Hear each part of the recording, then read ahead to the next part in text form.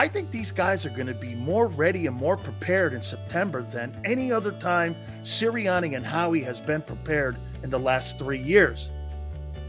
I think they want to practice more. I think they want to have more stuff on field instead of in the classroom. Not that the classroom is not important, but when I listen to them, I don't know about you, Xander, but those two guys made it sound like we got to work harder. We got to work harder. That was one of the takeaways.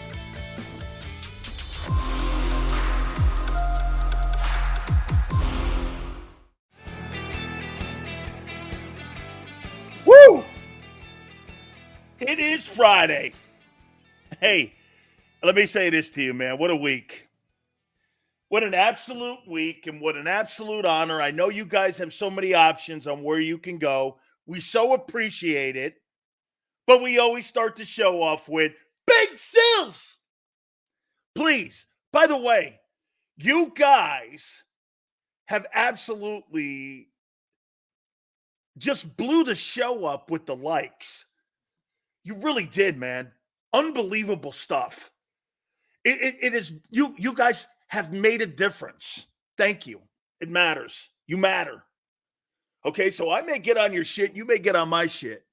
But I got to tell you, man, you guys have absolutely blown the show up once again. And I want to thank you guys very much.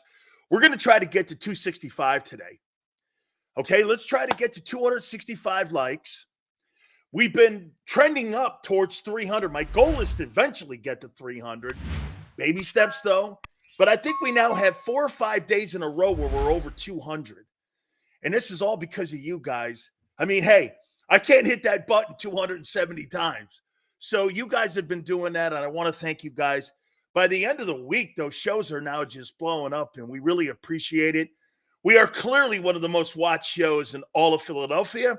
And wherever you are, I get people from all over the country. I got a guy the other day who delivered. Xander, I didn't tell you this. I had a guy the other day deliver my food to me.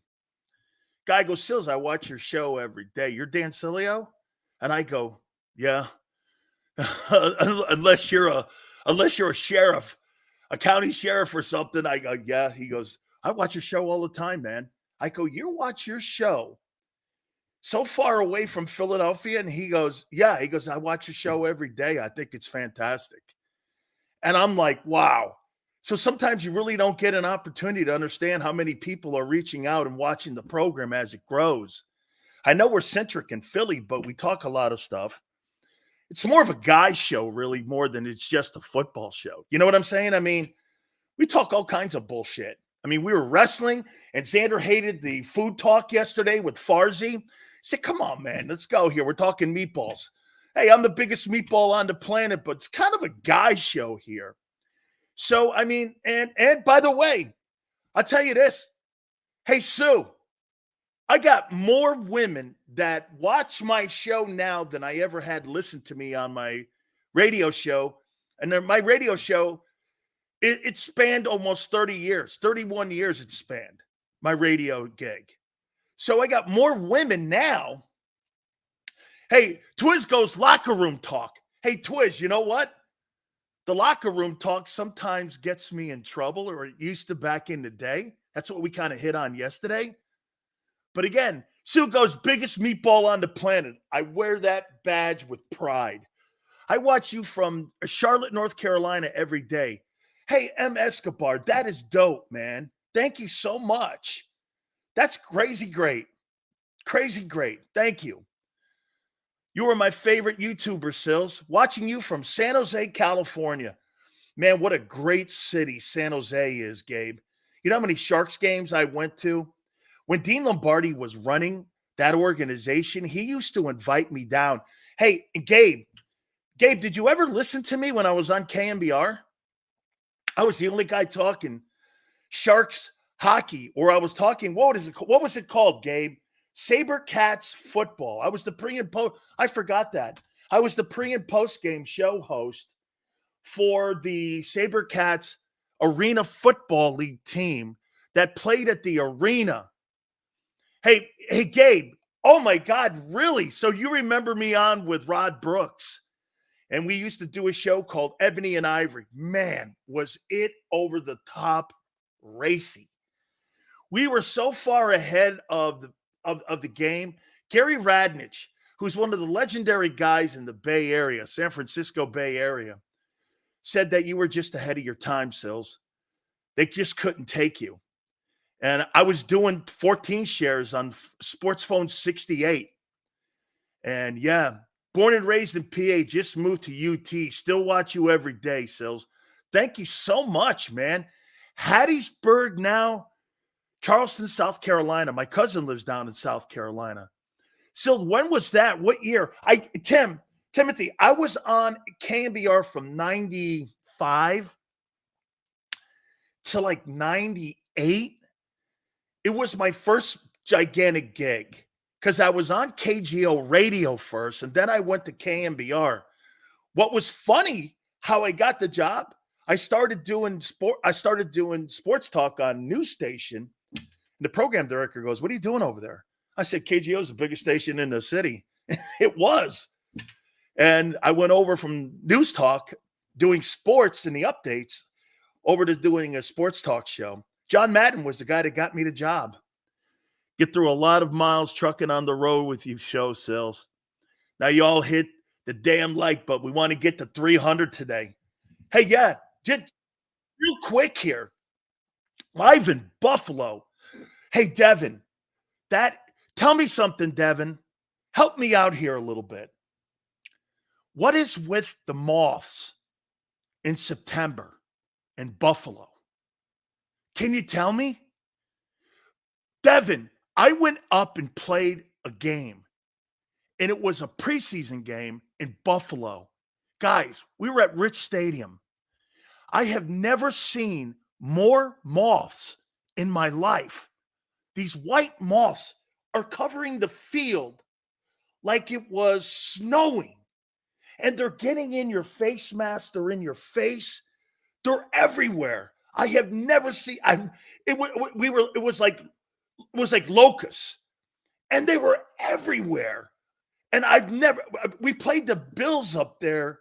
The stadium was just inundated with white moths, and they're getting in your mouth. They're in your mouthpiece. I'd never seen anything like it up there. This is like September, maybe August. Oh, May flies. Is that what they were? Man, they were all over the place, man. Crazy. God saying, don't live there. Hey, man, we got a lot of stuff to hit on here today, man. It's been an interesting ball talk this week, and it's been an interesting conversation this week. Hit the like button at 50, and the goal is 275. Moss from Silence of the Lambs, something like that. It was, man. It was crazy. All right. Hey, like I said, what a year it's going to be for Nick. And what a year it's going to be for Jalen. I'm a big fan of the show, Sills. Been watching you since the end of December, and the Eagle fans from Waldorf, Maryland. I appreciate you, brother. Hey, Devontae, one of my greatest times in my life was being at the University of Maryland. Hey, Devontae, I'll tell you flat out, I would never have left Maryland if it wasn't for that dickhead D-line coach. I would never have left. I enjoyed playing for the Terps. I enjoyed being 4 hours from my house where my folks could come see me. I would never went to Miami. I'm glad I did, but I would never have left Maryland. Never have left. I would have stayed there the entire time. I enjoyed being in Maryland. I enjoyed being around the Philly, Ocean City, all that area there. I enjoy the Northeast. It's my favorite place on the planet. I like California, the views. I do. I love the South. I love Florida. I've grown more fond of the South, especially Florida, especially South Florida. That's Central Florida too, Tampa area. I mean, I really do. Okay, I do. Big Sills, happy Friday. Marcus Spears said if he stays healthy, he could be a top 10 linebacker this season. That seems crazy. I like the confidence. All good, man. It's all on Jalen this year. If we're among last in the league in usage of motion and running, 90% of the snaps out of gun, he'll likely get traded like Wentz. I don't think they're going to trade him anytime soon. Too much positivity. Now back to schedule bashing. Thank you, Twiz. Twiz has got to put me back on my rails. Is that what you're trying to do here? Ocean City, Maryland is where I am, Big Sills. Hey, dude, James, my aunt watches the show, right? So the very first time I went to Ocean City, Maryland was 1975 or 6. It was when Jaws came out. And it was my first time. And we're sitting there, we go out into the ocean, Ocean City, Maryland. Some of the greatest crab shacks on the planet, man. I love Ocean City, Maryland. And I used to go with my teammates from Maryland after my aunt took me to Ocean City, Maryland. God, I love that place. Oh, Wildwood too. Going to Wildwood was one of my favorite places. Nickel beer night, all that stuff. See, I'm not that far away from you from all the stuff that you guys do. I used to go to Wildwood every summer with my boys. We'd go to Jones Beach and we would go to Wildwood. Best movie, great crabs. Absolutely, man. God, Ocean City have so many great crab shacks there too. Oh, man. The Chesapeake Bay, dude, all those blue shell crab places, dude, you don't get that on the West Coast. You just don't. Oh, Sea Isle, New Jersey. Oh, another great place, man. Absolutely. Joe's Crab Shack. That's good eating down in South Florida. Okay. Hey, Game Time, Brian says, I live 30 minutes from Wildwood. Hey, Game Time. I'm not kidding you. Back in the day, they used to have a thing called Nickel Beer Night. We'd go down there, man, $5, get you hammered. You know, when you don't have a lot of money when you're a kid, your boys go down there, you go to the beach, you go to Nickel Beer Night. Oh, my God. We used to have so much fun down there in Wildwood. And I would listen to who was the former football player that owned WIP? What was his name? Damn, Angelo brought him up the other day. What was the guy's name who owned WIP? And I used to listen to WIP. And what was that guy's name? And he was on CBS. And we would listen to WIP all the time. And that's when it started to get to be sports, and they were getting more into the sports world then. The Salt Shack in Tampa is fantastic. Hey, the Lobster Pot also in Tampa. Well, it's actually in Clearwater. That's another great place. Max, remember I told you this, okay? The Lobster Pot. It's over in Clearwater. It's a hidden gem. My wife and I love that place. One of the absolutely craziest places when it comes to great seafood, man. Oh, the Lobster Pot's fantastic. Hey, from South Florida to Rhode Island, Massachusetts, there's not a seafood place I haven't eaten. They're just not. What was the guy who owned WIP's name? What was that guy's name back in the day? Damn it, I used to listen to him on the radio. I think he did mornings. And God, man, Angelo, like I said, Angelo brought him up. He used to do CBS, and he was a color commentator with Pat Summerall. Man, he was really great. By the way, my uncle played with Pat Summerall when they were with the Giants. Tom Brookshire. Thank you, Slayer. Tom Brookshire. I used to listen to Tom Brookshire. That shows you, hey, I've probably listened to WIP longer than you guys have. WFAN back in the day with Mad Dog and them guys, with Francesa and Mad Dog, I didn't really dig that. And I love WNBC when Stern was on with Soupy Sales, but WIP was my sports station. And it came all the way up to New York. So I listened to WIP. IP was my first sports station, not FAN. Okay? It was, man. Look at Jalen Hurts' stats in his first 4 years with different OCs every year. He's been to a Super Bowl. If our defense wasn't a sieve in the game, he would have won the MVP, and he's been to the playoffs every year. It is a good testament. Howie Roseman's the real MVP. Okay. I've been listening to WIP for 40 years. Probably me too, man. Since I was in high school, I've been listening to WIP. I still listen to it. I don't think the hosts are very good like it used to be, but get this, guys. You know what has not changed in Philly? You. Well, some of you with expectations.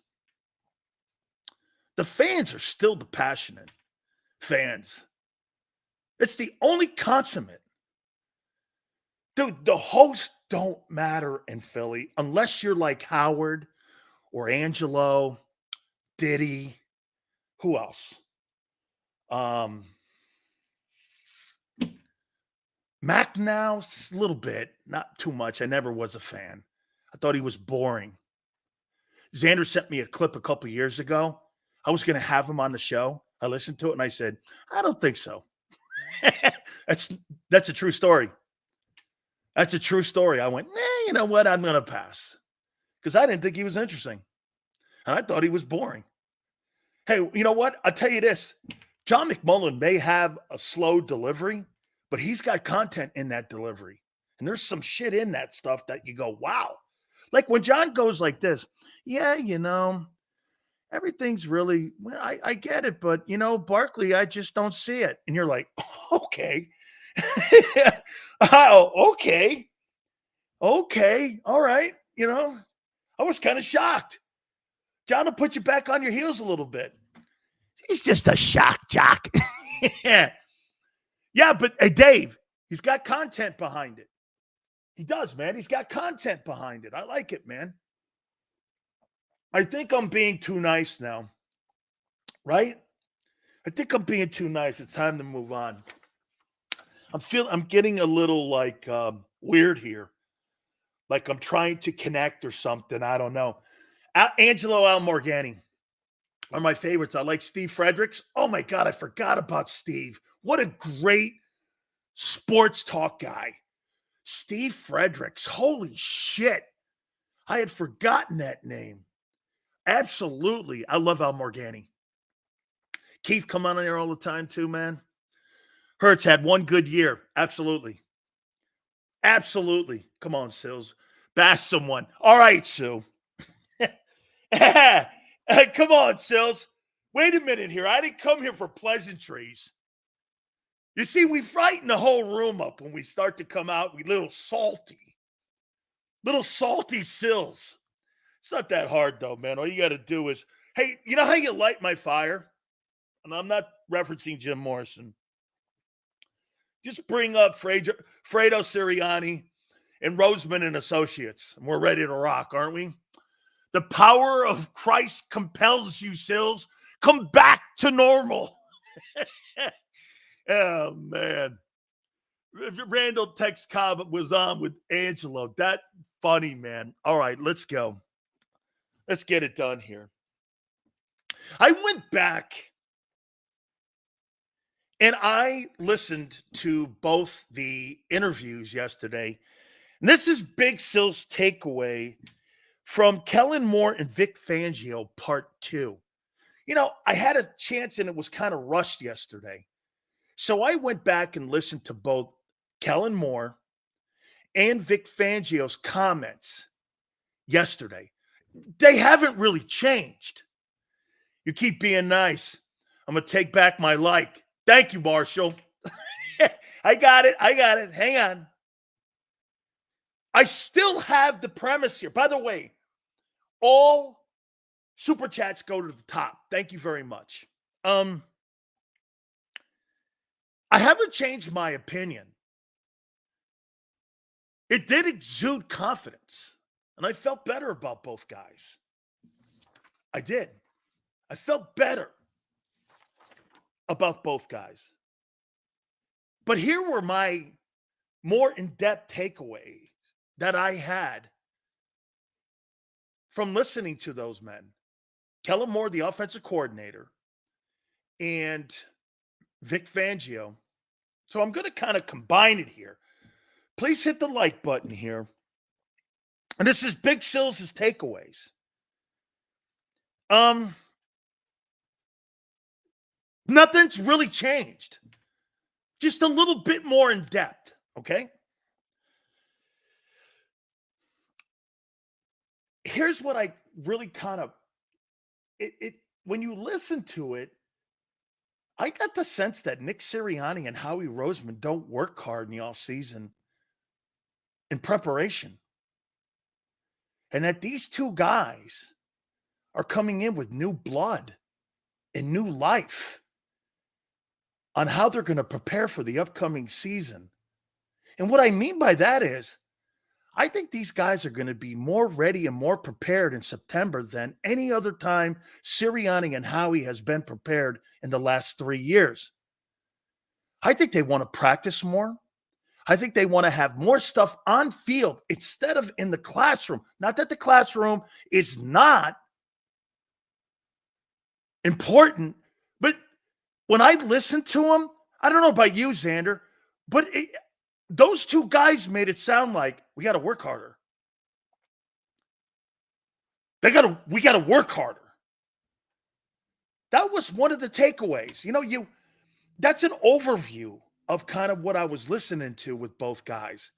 Because what Kellen Moore and Vic Fangio were talking about, you're not going to do that on a chalkboard. I think these guys are bringing in a new approach. Yet they got to be careful, because why? This is Howie's game. You got to be careful there. This is Howie's game. Don't step over the line. But I'll tell you, I think there's a new sheriff in town, and it ain't Fredo Sirianni. I think it is Kellen Moore and Vic Fangio. And I think you may have some butting of heads. I do. These guys don't sound like the last 2 or 3 or 4 coordinators that have been in the building. They don't sound like it. The more I listened to it, I was like, I don't know here, man. I still think Coach Sirianni will come down with a mysterious flu illness while down in Brazil, like the Nietzsche fly, first week, and move to Howie's old closet office for the remainder of his contract. He came down with the Nietzsche fly, and he came down with Ebola, and now he has to be put in quarantine in the closet. Is that what you're saying? Yeah. Then we know something's up, right? Intensity, Gabe. There seemed to be intensity in the hey, look, we're talking here May 10th. We got to see it. I get it. Not going nuts here. Why didn't the Eagles media ask Kellen Moore about never running an RPO system and how he will implement that into the new offense? King, I love that. I don't know why he didn't ask that. Why wouldn't you ask? King's asking a right question here. King, correct. Why wouldn't you ask a question on Jalen Hurts being at his best on something you didn't do at all last year almost? It's a great question. Seals did watch Shady and D-Jack's podcast. Chip was definitely the problem, but 1025 didn't sound innocent. I got it. I did listen to it, but it was filthy that a coach would actually have that mentality towards players. Hey, man, you may not like a player's work habit, or you may think he's lazy, but to sit there and bring up somebody's past, we all got past. And they make us stronger or they make us weaker. And I despise anybody who labels people like that. There's no reason to label Deshaun Jackson a gangster because he has friends that are in that environment. Hey, dude, not everybody's born in Moraga, California, or Beverly Hills. Get over yourself. Did you watch a part where he asked Fangio about the push for more practices, and he said, I'll let Nick answer that. I thought it was hilarious. Oh, absolutely. I thought that was, again, that's Nick's job is to go to Howie and go, we need more practices. It's not Vic's job. That's stepping over the line. Vic knows his role. He was defining, and Marshall, that was the best thing that Vic Fangio could have ever done publicly. Hey, you know what, Marshall? I got goosebumps. Marshall, I didn't realize it. Vic Fangio was helping to define a role for Nick Sirianni right there. Great job, Marshall. Vic defined his role. Hey, we need more practices, Nick. That's your job. Go ask him. It's not my place. I'm not the head coach here. We need something. You need to go to them and tell them that. Basically, you need to have some balls. Great observation, Marshall. That's a great observation. Great observation. I hadn't thought about that.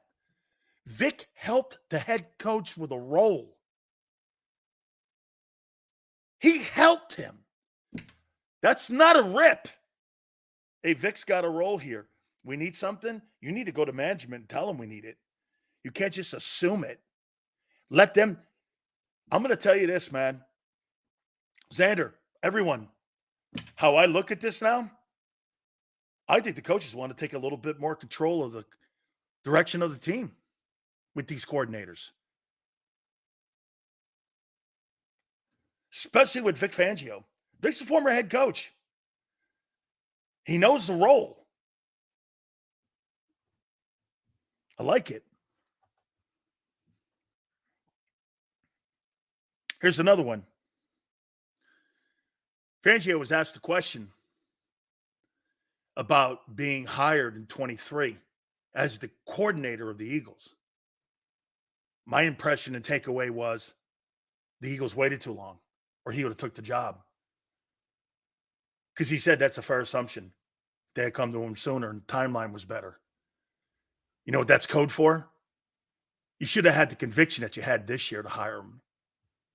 You waited. You did that bullshit search. There was no search for a D coordinator this year. They went Vic Fangio, and that's what he wanted last year. So the Eagles were not going to do the same mistake they did a year ago. You know what Vic Fangio told you in that presser yesterday? They're dicking around by interviewing all these people instead of doing what they did this year. Now, Vic's our guy. There was no interviews. There was no interview. He's our guy. Vic Fangio is the defensive coordinator of the Philadelphia Eagles. There was no procrastinating on that. 23 there was. Right? Remember they went through this bullshit process? Gannon gets the job. The tampering shit. I think it was more the Eagles getting butthurt over what Gannon did than just saying it's Vic's job. Remember that they were putting out these public relations comments and shit? PR department probably hosed them over. Wouldn't be the first time. It's safe to say, and the dirty laundry needed to take a step back and let coaches do their job and let them handle players. Yeah. Thank you, Devontae. Yes. Okay. Yes. I'm ready to hear Howie's response. When Fangio tells him the Kobe Dean can't play in my defense. I think that's coming. Because did you hear what he said when he was asked about him? Well, he'll get a chance to compete.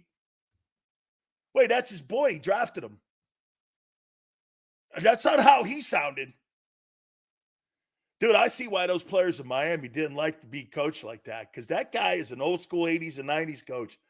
And I told you my run-in with him years and years and years and years ago when I was going to go to a prep school before I went to college because I had to take a summer class. And if I didn't pass the summer class, I was going to go to a prep school. Well, you know who the D coordinator was who recruited me? It was Vic Fangio. And I was going to go to Milford Academy. Do you know who the defensive coordinator was? Vic Fangio. He came down to Stanford Catholic High School and recruited me and goes, hey, you know, we sent a bunch of people to Pitt, Penn State. You know, Chris Dolman, he came through here. Dwight Stone came through here. A bunch of guys who went to Pitt went here, and I was going to go there. If I didn't pass this, what I did, and I did, but I was all signed, sealed, and delivered, go to Milford Academy. And I had forgotten. Dave Wannstedt reminded me, hey, didn't Fangio recruit you to go to Milford Academy? I'm sitting in front of his office. I'm sitting in front of him in Milford, Connecticut, going, oh my God, that's right. He did recruit me. I went up and talked to him. This is 30-some years ago. He was coaching high school, and he was a D coordinator. Then I think he got a North Carolina linebacking job or some shit. So it was wild. I went to Maryland instead because I got my grades. But he recruited me to play for him. Crazy how all this stuff goes full circle with you, right? So again, the Eagles were not going to procrastinate. That's the way it sounded there too, a little bit with him. Sills, do you really think the RPO is the only system that Hurts can thrive in? I hope the new GM could design productive alternatives. I think you mean the new OC. Relative. I think you leave the RPO in, but you don't do this. Take the RPO out and turn him into a passer just like that and overnight it. You should have left the RPO in and implemented more pass plays and let it matriculate into the offense to where, get this, you make a transition. I think what the Eagles did was they tried to transition Jalen Hurts into a pocket passer too soon. You didn't let a natural process develop. You know what I'm saying? You took the one thing he did great away. Hey, by the way, do you know how many people I think could run that Jalen Hurts RPO system that play in the NFL today to the effectiveness of Jalen? No one, including the guy in Baltimore. I think the guy in Baltimore, who Xander and I both love, Lamar Jackson, I don't think he's as good a passer as people think he is. I know he led the NFL in touchdown passes. I get it. I get 2 MVPs. But when you look at those passing numbers, 3,100, 3,200, I mean, we're not talking about a guy winning games from the pocket, are we?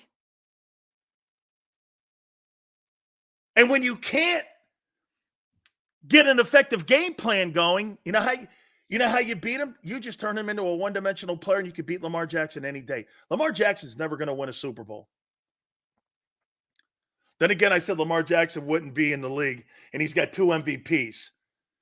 I hope he wins a Super Bowl. I do. But I just don't see it. Because I don't think he can win a game from the pocket. I really do not think he can. Crowley, he is really good. He is a really good regular season ball player. Postseason, I think they panicked in that AFC Championship game. Can't throw the ball 40 times. Jalen Hurts can't throw the ball 40 times. Jalen's got to be around 25 to 28, effectively running the ball. That's what makes him a dynamite player. You're throwing the ball 36 times, he'll never win. They'll never win that way. Okay. Vic is making it very clear, in my opinion. And get this. You tell me, how many people really did listen to this? I know Xander did. Here's an observation.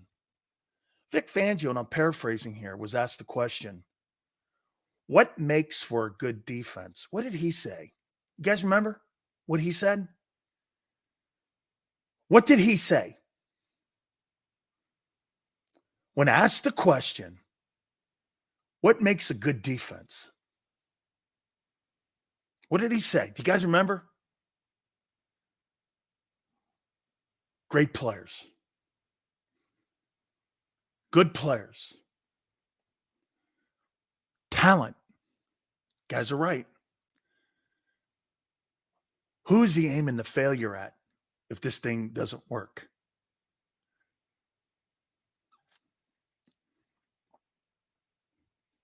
This guy Fangio might be a problem for Howie. Basically, my takeaway was, ain't going to be the scheme. Dave Wannstedt said the same thing. It won't be because of the scheme. It'll be because of Jimmy's and Joe's. I felt that Vic Fangio said, hey, if we got the players, we'll be good. If we don't, we won't. Not because of me. That's Howie. He put Howie on the hot seat. This guy, you go back and listen to it. You're like, wait a minute. He just said what makes for a good defense? Great players. Good players. Well, that's Howie's room. Did he not put the emphasis on Howie? If I'm Howie Roseman and I'm listening to him talking, so far he said, you should have not went through some dumbass process in 23. You waited too long to hire me. Here's the other one here. Coordinators are saying you don't practice hard enough. At least he was. And Vic is saying, if I don't have the players, I don't care what kind of scheme I put up. We won't win. Those are just my first three takeaways. That's aimed at upstairs.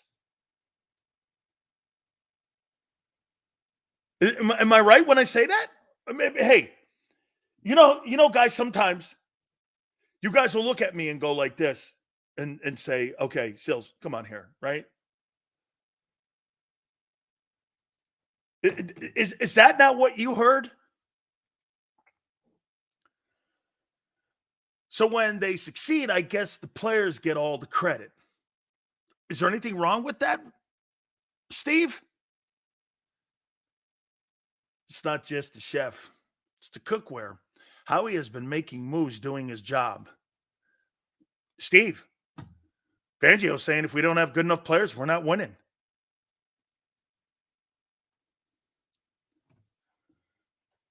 Devin goes, that's exactly what I heard. Translation, Howie gets some more dogs that hunt, i.e. pass rusher. It's kind of what I heard. Let's move on.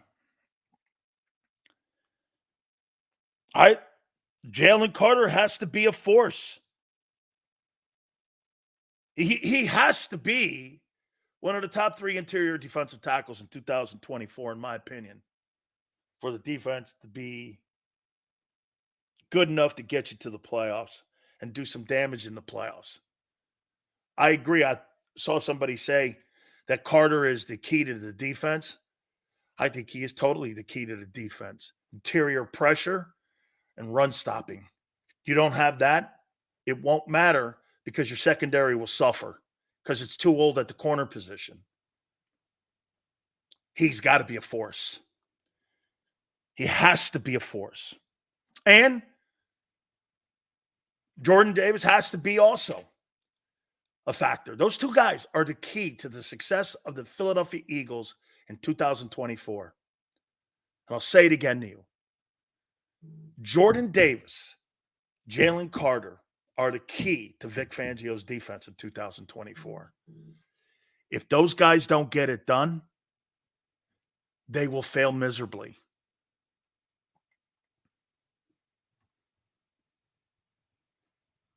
Thirteenth and 9th pick. Let's go. I mean, are those guys the 2 highest drafted players? Let's see. Wait a minute. Lane was the 5th pick, right?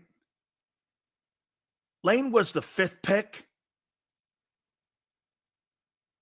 Devontae was outside the top 10. Landon was the 2nd rounder, right? I'm talking about the Eagle drafting. I'm not talking AJ. So if you think about it, the highest drafted players outside of Lane Johnson are on your defense. Your expectations have to be greater for those two guys.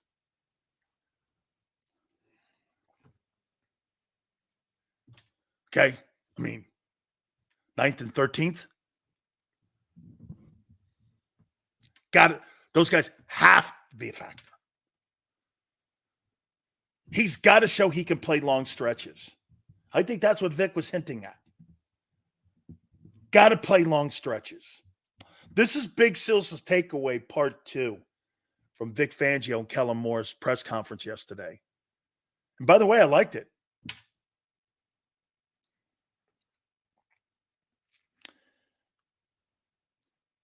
Vic was asked a question about players in Miami having major issues. You know what his comment was? I do what's best for the team and for the unit. I don't give a shit. He didn't say that. I added that. He goes, sometimes people don't see it that way. It's my job to get everybody in the right direction. If you're not aboard with us, you're not on board with us. We had injuries last year at some key positions.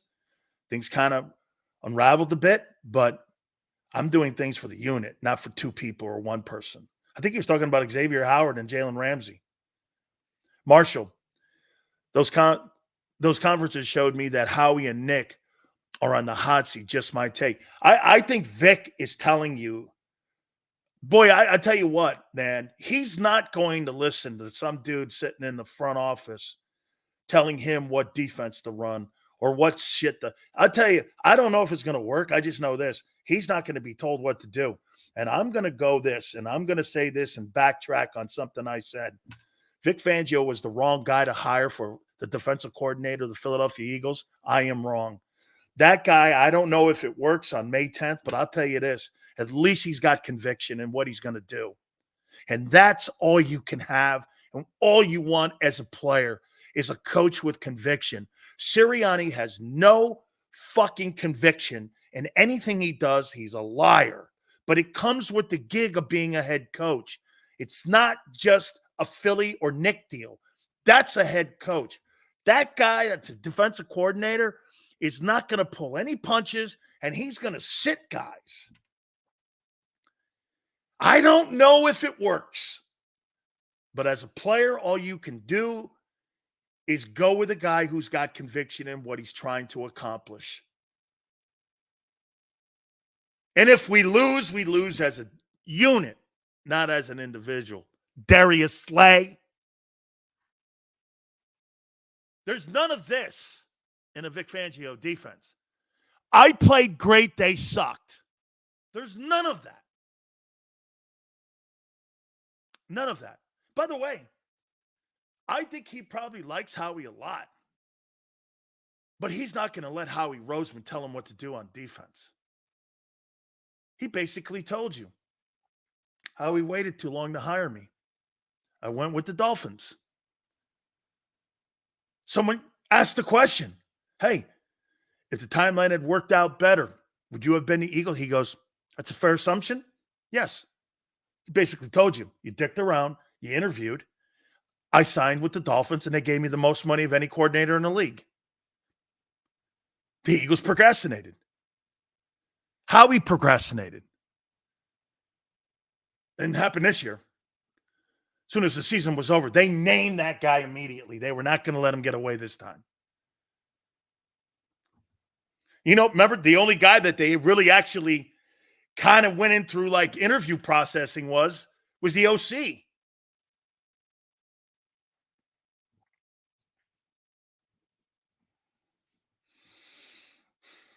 More. I'm going to tell you what I heard Kellen Moore do. He must have talked to Frank Reich. Because he was asked the question about the old system and meshing his terminology in with what they currently have now. And you know what he did was smart?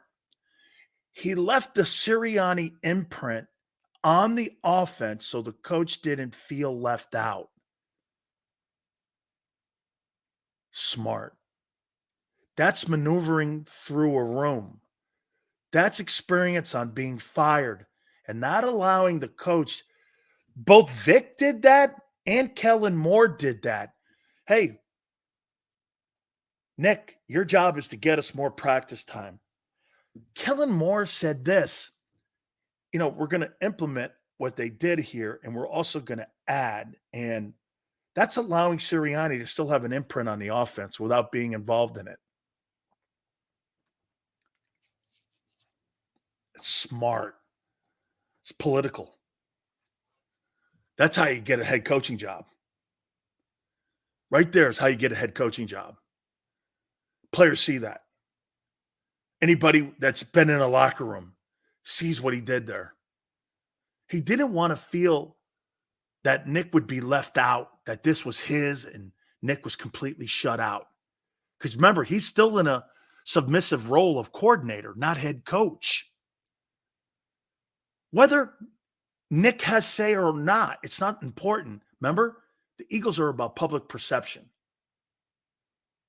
It's a brilliant move. Even if it's not true, the players know that. It's a way to fit in.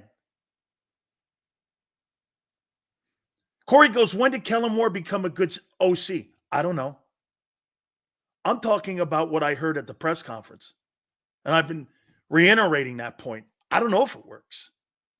But I know what they said is exactly what players want to hear. Not what the media needs to hear. That's why some people in the media didn't pick up, or some fans didn't even pick up. I did. I thought, going back and listening, they were talking to the players. They weren't talking to the media. You think Vic was really, when Vic goes like this, yeah, players will have a chance to compete. Who's he talking to? He's talking to the depth chart. He's telling everybody we'll have a shot at linebacker. He mentioned the kid from San Francisco a lot. Do you understand what that means? Here, I'll give you just a little bit of insight. So when I've told you this before. So on the depth chart, when I have Jerome Brown, Cortez Kennedy, Russell Maryland, Bill Hawkins, all first rounders, Danny Stubbs, all first rounders, and then I'm fifth when practice starts. Here's Butch Davis. Butch goes, "Hey, Jerome, did you get that? Stubbs, Russell, you guys get that? Sileo?" Damn, I'm fourth on his mind. I hated that. Well, I had played myself into Sileo, Jerome, you guys get that? Yeah, coach, you got it.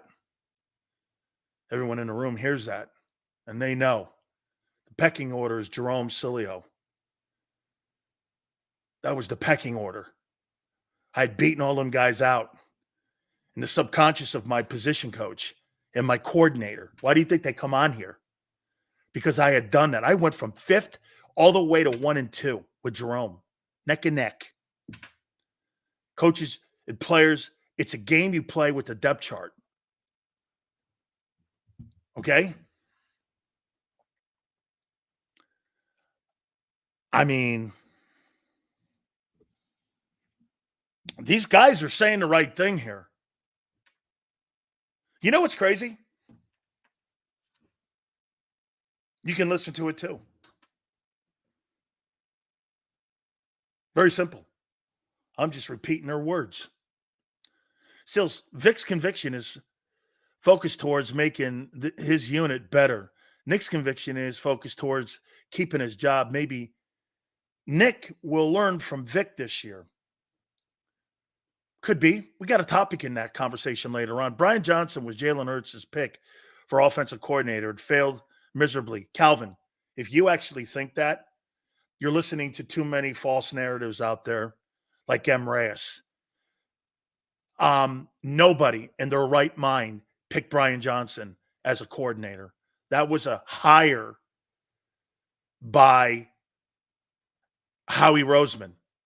That was not a personal hire. Because if it was a personal hire, you're trying to tell me that Jalen Hurts allowed that guy. Jalen Hurts got Brian Johnson fired. That's what you're saying. Because if Josh Allen got Ken Dorsey fired, Jalen Hurts got Brian Johnson fired. Did he not? It works for your guy, too. Hurts got Brian Johnson fired, his friend. Oh, I see. Josh Allen, according to M. Reyes, got Ken Dorsey fired, but not Jalen getting Brian Johnson fired. I see. Okay. Why can't you use the same metric you use for Allen on your boy? How come? I mean, you sound like that DA in New York.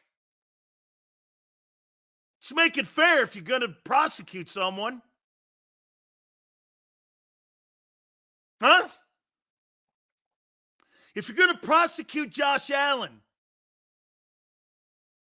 listen to you guys going like this. Oh, it's Josh Allen got Ken Dorsey fired, but not Hurts Brian Johnson. I see. That's his boy, too. That's his boy. Who designed the plays? Nick Sirianni. Said it himself. This is my offense. Brian's calling the plays.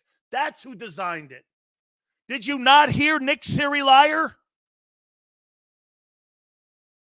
Did you not hear Nick Sirianni? This is my offense. I designed the plays. Brian calls the plays. Look at how people in here will make an excuse for their guy and will attack someone else with the same failure. You're flip-flopping. My guy didn't get Brian Johnson fired. Brian Johnson got Brian Johnson fired. Well, Ken Dorsey got Ken Dorsey fired then, right? Okay, fair enough. Right?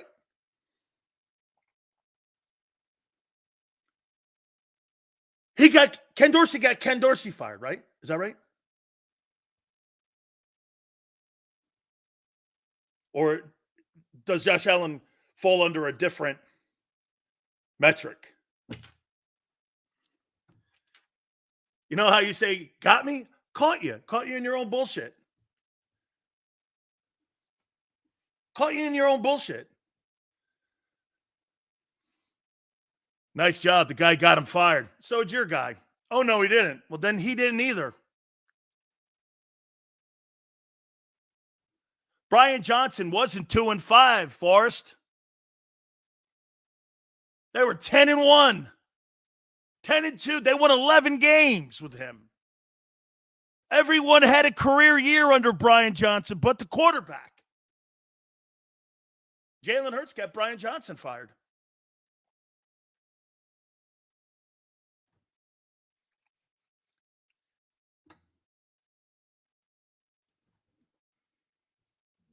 Homie, don't play that.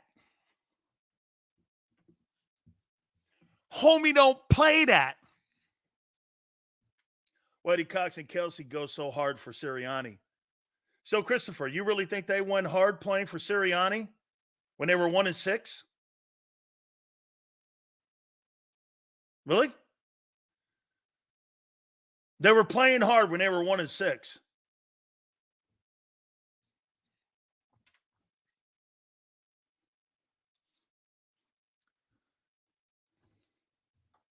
Right?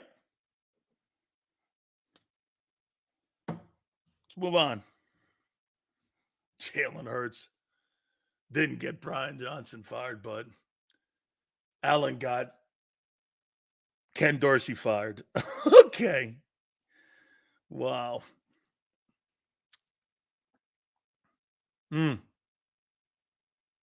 Right. He was never Jalen's boy. He just knew his father. That is so insignificant to being a good play caller. It's no relevance. It's like somebody telling me that Nakobe Dean is some sort of like wizard and some sort of like he's some sort of like engineer. I'm like, what does that have to do with football? Nothing. Okay. There's no bearing on anything. Are you a good play caller or not? The Eagles are about to win the division this season. All we need is a good run in the end of the year. All you need is good defense. Fun.